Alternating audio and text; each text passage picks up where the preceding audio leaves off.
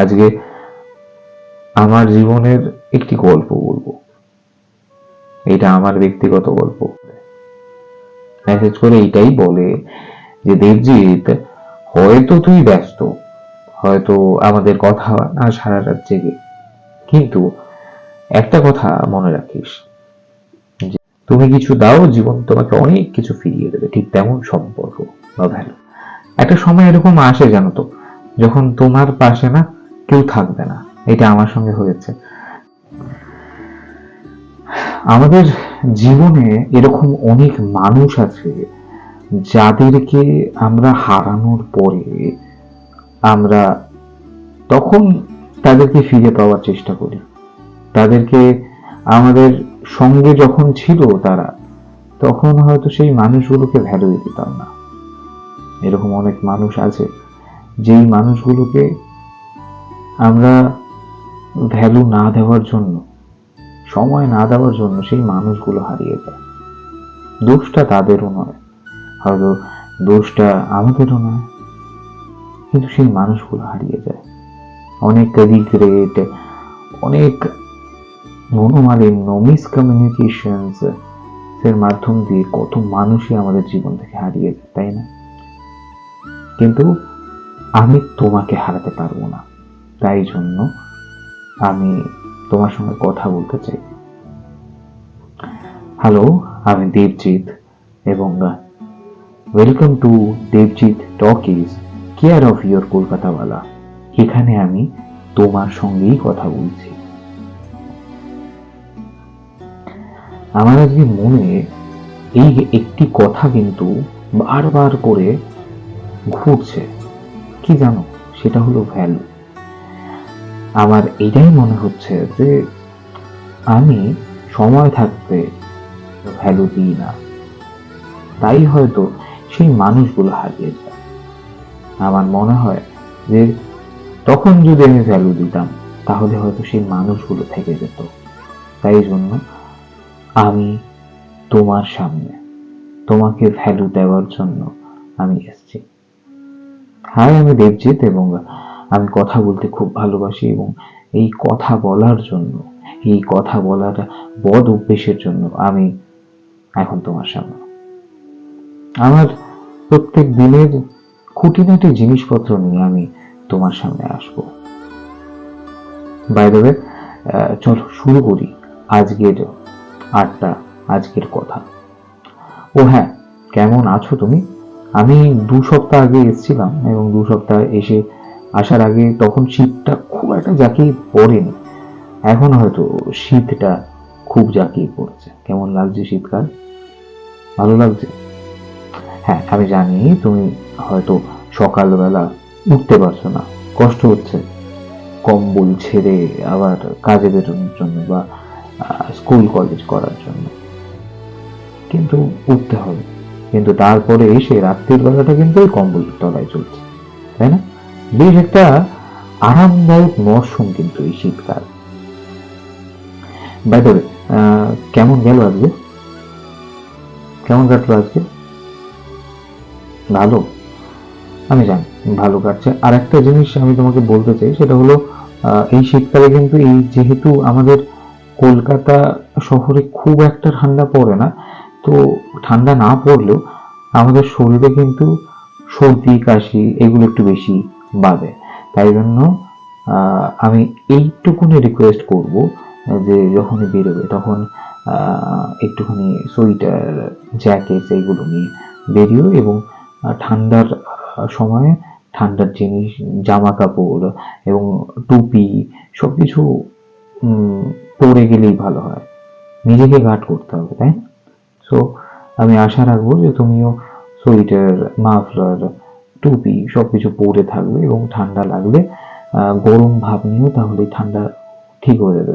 ওষুধপত্র খেতে পারো, কিন্তু খুব প্রবলেম না হলে মানে ওষুধ খেও না, আমি এটাই বলবো। যাই হোক, অনেক বললাম। আমি জানি যে তুমি ভালো আছো এবং ভালো চলছে, এবং তুমি এখন প্ল্যান করছো এই শীতকালে কোথায় কোথায় যাওয়া যেতে পারে। পিকনিকে যাওয়া যেতে পারে, এই যে পিকনিকের মৌসুম চলে এসছে, এবং তাছাড়াও আমাদের ক্রিসমাস আসছে, বড়দিন আসছে, নিউ ইয়ার আসছে, তো প্ল্যান্স নিশ্চয়ই আছে এবং প্ল্যান্সের সঙ্গে সঙ্গে আমাদের বছর শেষ হয়ে যাচ্ছে এবং আর হাতে গোনা কিছু দিন, যেই দিনে আমাদের বছরটা শেষ হয়ে যাবে এবং আবার একটা নতুন বছর, নতুন আশা এবং আমরা আবার একটি নতুন বছরে পা দেব। এই বছর শেষের সময়টা কিছুটা ভালোও লাগে, যেমন নতুন বছর আসে, ঠিক তেমন খারাপও লাগে। কেন খারাপ লাগে? এই বছরের শেষে অনেক মানুষকে হয়তো আমরা হারাই, অনেক মানুষের স্মৃতি নিয়ে আমরা নতুন বছরে পা দিই, কিন্তু সেটা স্মৃতির পাতাতেই থেকে যায়, কিন্তু সেই মানুষগুলো থাকে না। তো আজকে আমি বাড়িতে ছিলাম এবং বাড়িতে থাকতে থাকতে আমি একটা জিনিস রিয়েলাইজ করলাম এবং সেটাই তোমার সঙ্গে এখন শেয়ার করবো। তুমি বলো, মানে তুমি এটা কি ভাবো। সেটা হলো ভ্যালু দেওয়া। মানুষকে আমরা, মানুষরা যখন থাকে তোমার সঙ্গে, তখন আমরা ভ্যালু দিই না, তখন ভাবি যে সেই মানুষটি আছে, ঠিক আছে, বাট মানুষটা যখন চলে যায় তখন আমাদের রিগ্রেট হয়, তখন আমাদের কষ্ট হয় এবং তখন আমরা মনে করি যে সেই মানুষটি কেন চলে গেল, তাই না? আসলে আমরাও তো একটি মানুষ।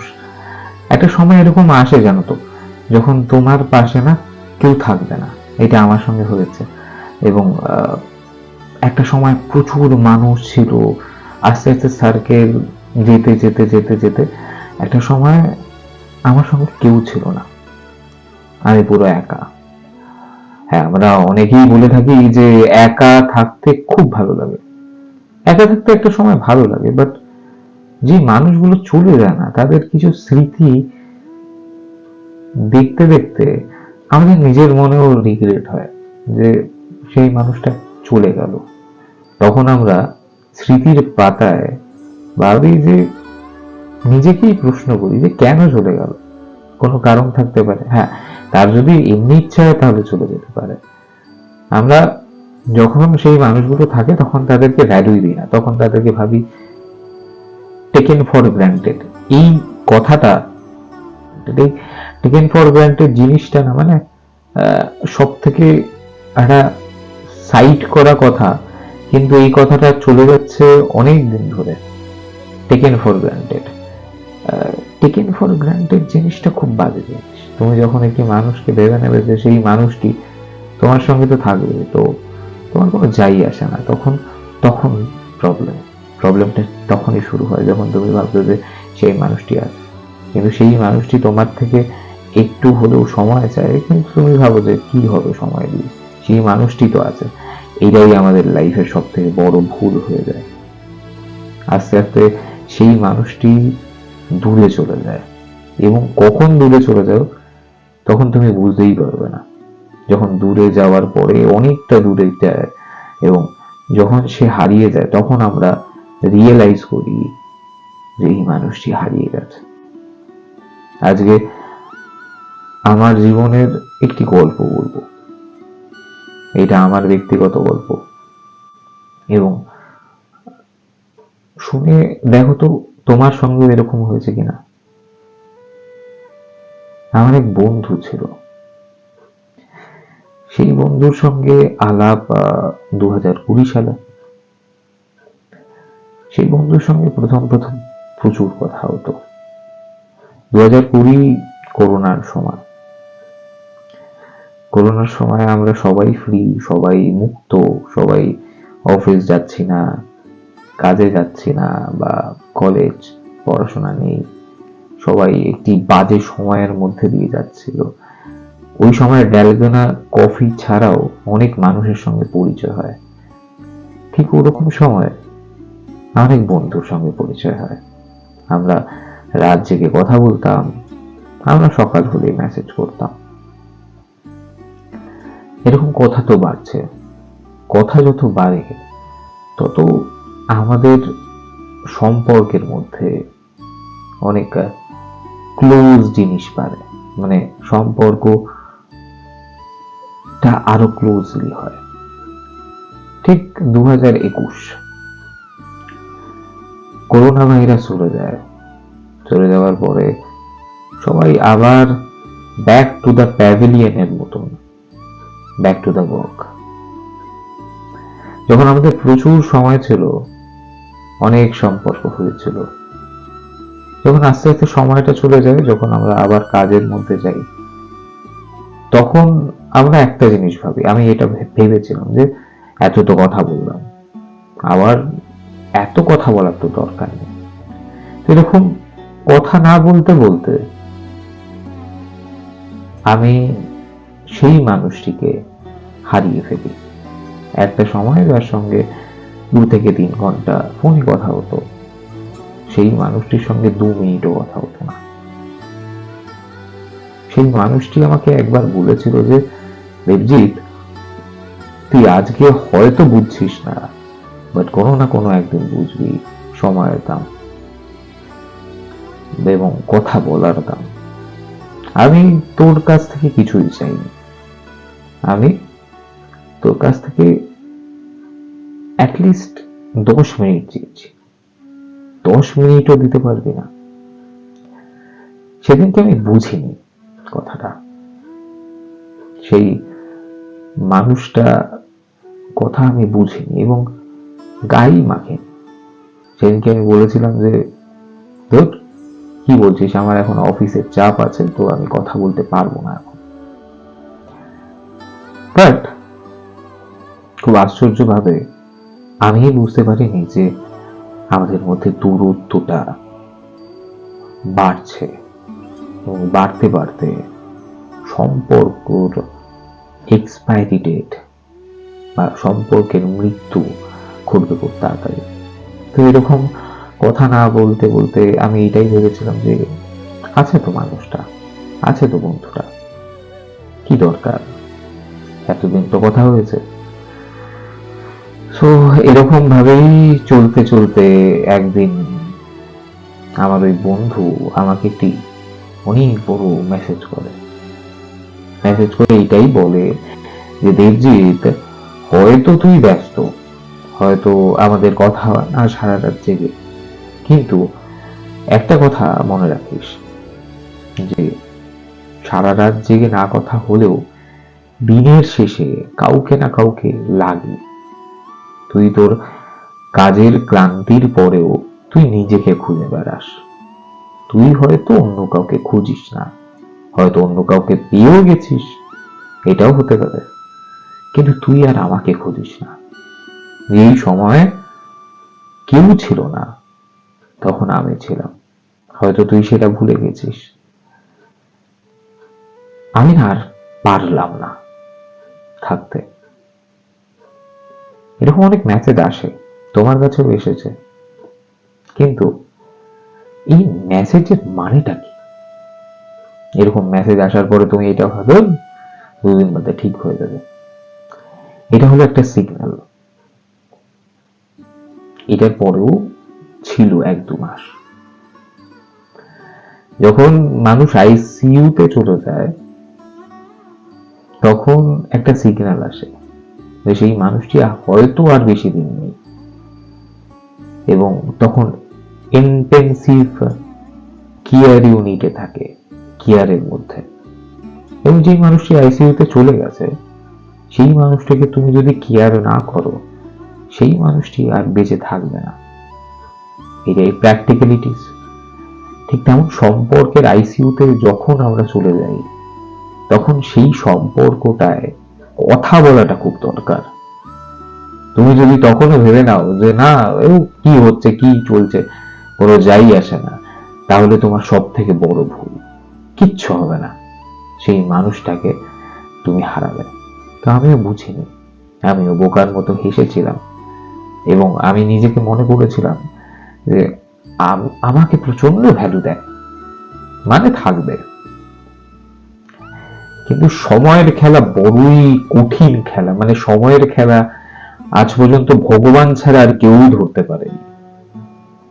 1-2 মাস কেটে যায়, আমি একটি জিনিস লক্ষ্য করি, কি জানো, যেই মানুষটি আমার ফোনের অপেক্ষায় ছিল, যেই মানুষটি আমাকে মেসেজের পর মেসেজ করে যেত, সেই মানুষটি ওই মেসেজের পরে আস্তে আস্তে তার মেসেজ, তার কলস, এইগুলো কমে গেল।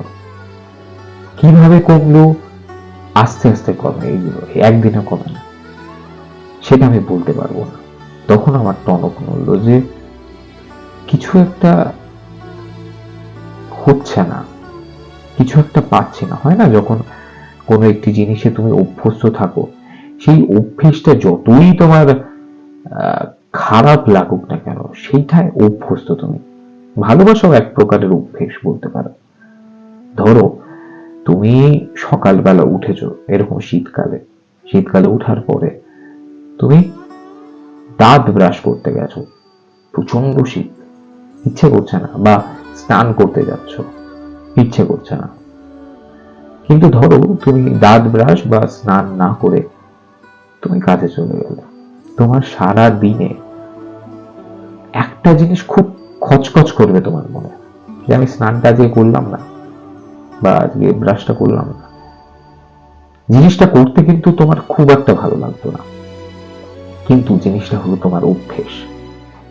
এটি একটি ভালোবাসার মতো।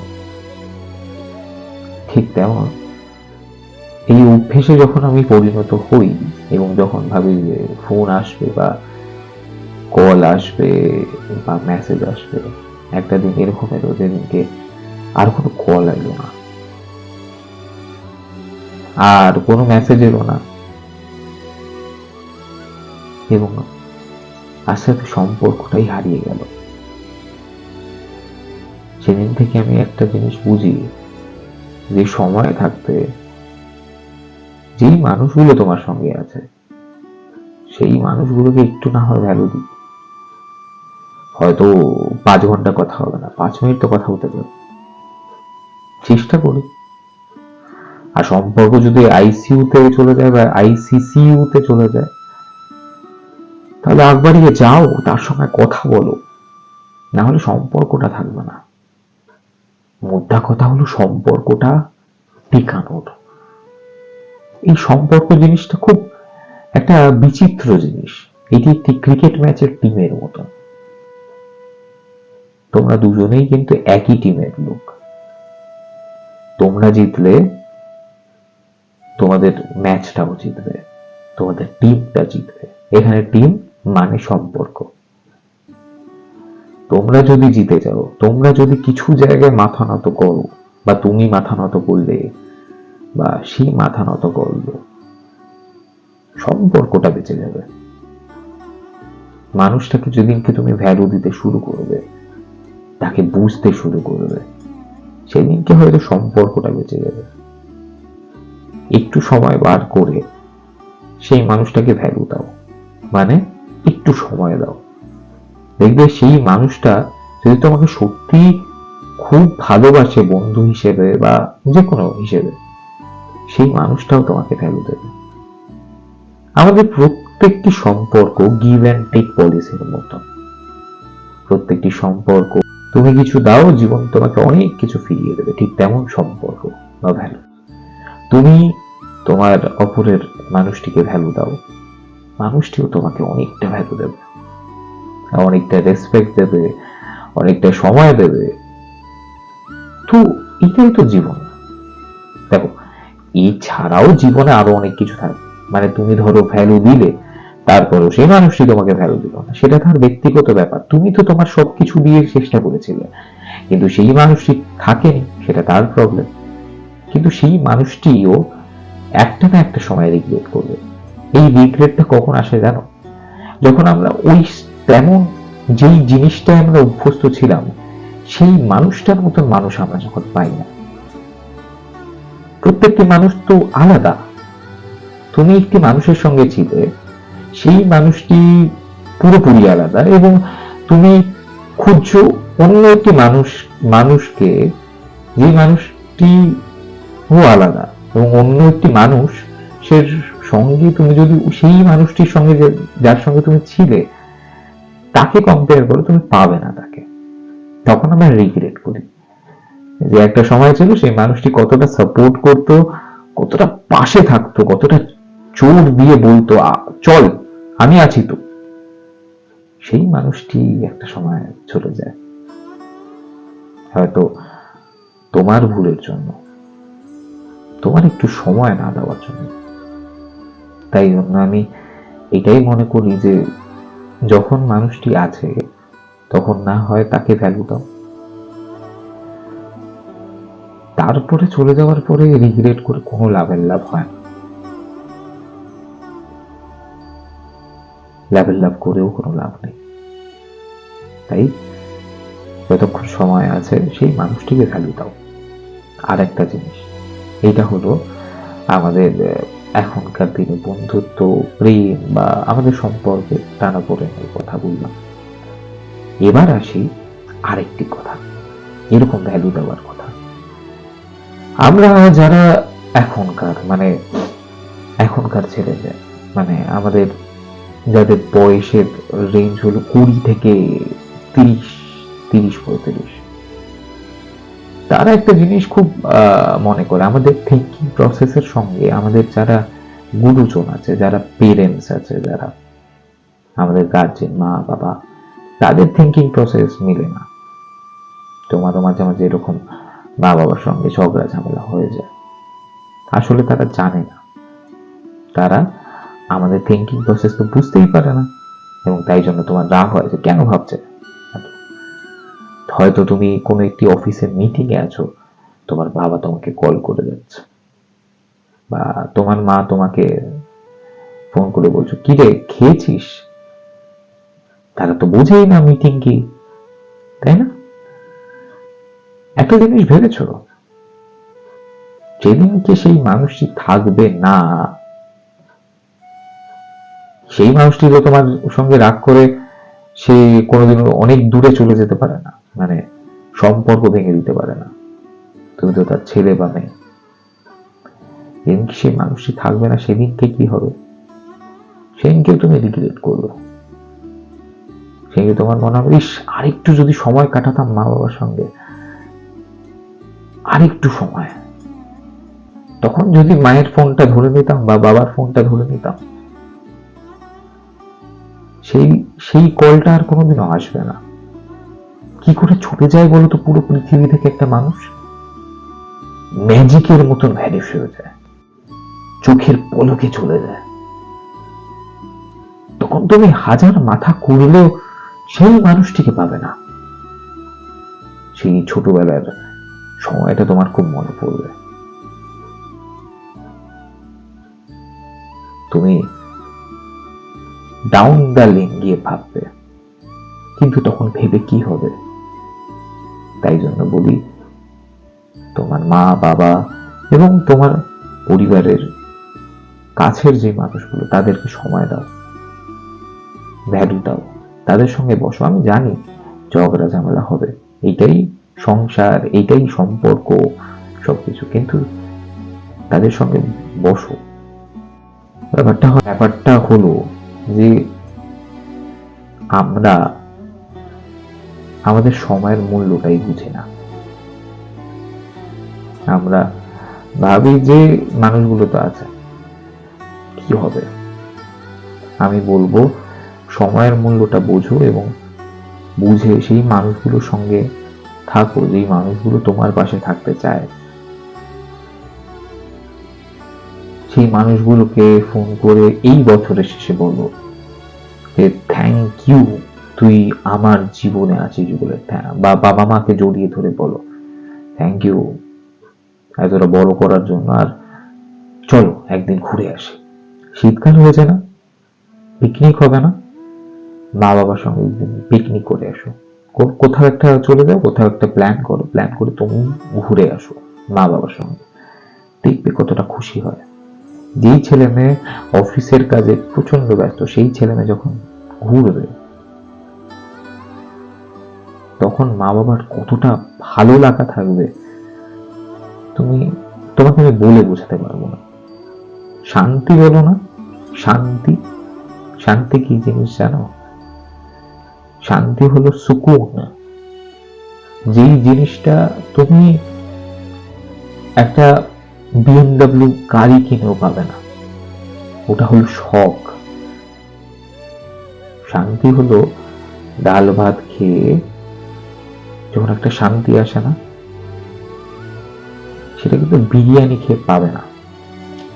বিরিয়ানি খাওয়ার পরে তোমার অ্যাসিডিটি হলেও হতে পারে, কিন্তু ডাল ভাত খেয়ে তোমার অ্যাসিডিটি হবে না। তো জীবনটা অনেকটা বড়, অনেক মানুষ আসবে, অনেক মানুষ যাবে, কিন্তু তোমার জীবনে একটা গোলস থাকবে। তোমার সঙ্গে যে মানুষগুলো এখন আছে সেই মানুষগুলোকে আজ থেকে না হয় যেই ভ্যালুটা দিতে, তার থেকে আরো কিছুটা ভ্যালু দাও। আমি তোমাকে কথা দিচ্ছি সেই মানুষগুলো তোমার সঙ্গে থাকবে, ইয়েস থাকবে। এবং মা বাবার সঙ্গে সময় কাটাও। যতদিন সেই মানুষগুলো আছে ততদিন তুমি বুঝতেও পারবে না তোমার জীবনটা কতটা সহজ। যেদিনকে সেই মানুষগুলো চলে যাবে, বিশ্বাস করো, সেদিনকে তুমি বুঝতে পারবে তুমি কি হারিয়েছো। ফাট করে চলে যায়, তুমি নিজেও বুঝতে পারবে না কি করে সেই মানুষগুলো চলে গেল। এই মানুষগুলো তোমাকে একটা আজও লাগতে দেয়নি, সেই মানুষগুলো চলে যায়। সেই মানুষগুলোকে ইরিটেট লাগে, প্রচন্ড ইরিটেট, আমারও লাগে, বুঝেই না। এখন ফেসবুক ইনস্টাগ্রামের রিলস এর সময় যদি তোমার বাবা মা এসে বলে যে এই সেট অফ বক্সটা খারাপ হয়ে গেছে বা এরকম জিনিস, তারা কি করে বুঝবে বল? তারা হয়তো সেট অফ বক্স দেখেই তাদের কাছে ওটা শান্তি। তাদের কাছে ইনস্টাগ্রাম ফেসবুক ছিল না, তাদের কাছে সেট অফ বক্স, বা সেট অফ বক্স তো পরে আসলো, কেবল, এই জিনিসগুলো ছিল, ওটাই তাদের কাছে এন্টারটেনমেন্টের পার্ট। তো মানুষগুলো যতদিন আছে না ততদিন তাদের সঙ্গে ভালো থেকো, ভ্যালু দিও। আমি জানি সব সময় হয়ে ওঠে না, কিন্তু তার মানে এইটা না যে কোনো সময় হবে না। যতটা তুমি তোমার নিজের সময় পাবে তার মধ্যে কিছু সময় ইনভেস্ট করো তাদের উপরে, যারা তোমার সঙ্গে থাকতে চায়, যারা তোমাকে খুব ভালোবাসে, যারা চায় যে আমাকে যেন সে সময় দেয়। বুঝো তো, এইটুকুনি নিশ্চয়ই বুঝো তুমি, তাই না?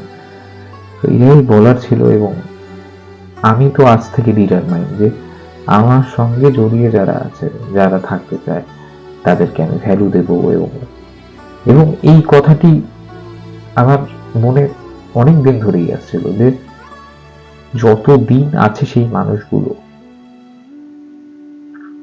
আমি আমার সবটুকু দিয়ে ভ্যালু দেবো।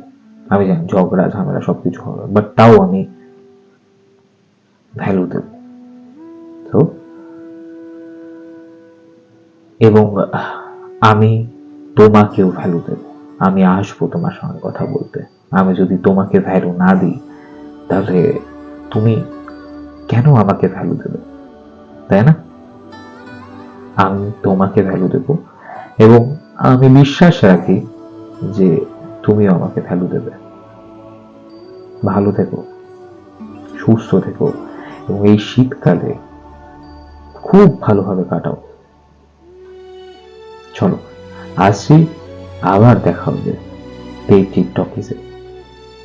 ভালো থেকো, সুস্থ থেকো এবং শীতকালে চুটিয়ে ঘুরে বেড়াও তোমার ভ্যালু দেওয়ার মানুষগুলোর সঙ্গে। আবার দেখা হবে দেব টিকটকিসে, কেয়ার অফ ইয়োর কলকাতাওয়ালা।